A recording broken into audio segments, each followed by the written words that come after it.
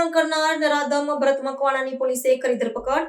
પોલીસની સતર્કતાથી મોટી દુર્ઘટના ટળી. રાજકોટના ગાંધીધામ વિસ્તારમાં 8 વર્ષીય બાળકીનું અપહરણ કરનાર નરાધમ આરોપીને ઝડપી પાડવામાં પોલીસને મોટી સફળતા મળી છે.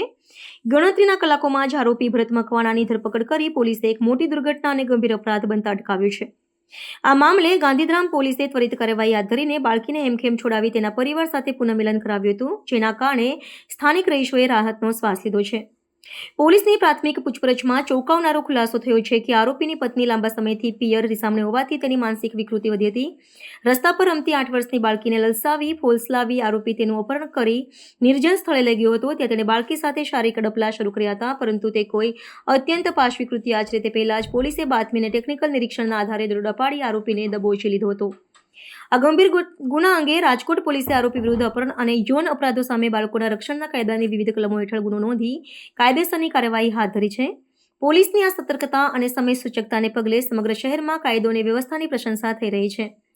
વહીવટીતંત્ર દ્વારા આરોપીને કડકમાં કડક સજા થાય તે માટે ન્યાયિક પ્રક્રિયા તેજ કરવામાં આવી છે, જેથી ભવિષ્યમાં આવા માસૂમ બાળકો વિરુદ્ધ થતા અત્યાચારો પર રોક લગાવી શકાય. ગઈકાલના રોજ યુનિવર્સિટી પોલીસ સ્ટેશનના રૈયાધાર વિસ્તારમાં આવેલ એક મજૂરી કામ કરતા ફેમિલી છે, એમની એક માઇનોર એટલે કે 8 વર્ષની બાળકી છે, એનું એક ઇસમ જેનું નામ ભરત મકવાણા છે, બાદમાં પકડાયેલો, તેને અપહરણ કરી ને લઈ ગયેલા અને આજીડેમ પોલીસ સ્ટેશનના કોઠારિયા વિસ્તારમાંથી પોલીસની સમય સૂચકતા વાપરી ને જેવું એ ભરત મકવાણા છે છોકરીને લઈ ગયેલો, તાત્કાલિક સ્થાનિક પીઆઈ અને સ્ટાફના માણસોએ તાત્કાલિક એનું લોકેશન શોધી ઉપરોક્ત આરોપીને બદકામ કરવાના ઈરાદે લઈ જવાનો છોકરીને લઈ જતા હતા. એ દરમિયાન એને પકડી લીધેલો અને ભોગ બનનાર અને આરોપીને પોલીસ સ્ટેશન લાવી ને ગાંધીગ્રામ પોલીસ સ્ટેશનમાં ઉપરોક્ત બાબતે બીએનએસ કલમ 137(2) તેમજ પોક્સો એક્ટની કલમ 8 મુજબનો ગુનો દાખલ કરેલ છે અને ભોગ બનનારનું નિવેદન લેવાનું કાર્યવાહી ચાલુ છે અને આરોપીને અટક કરી લેવામાં આવેલ છે.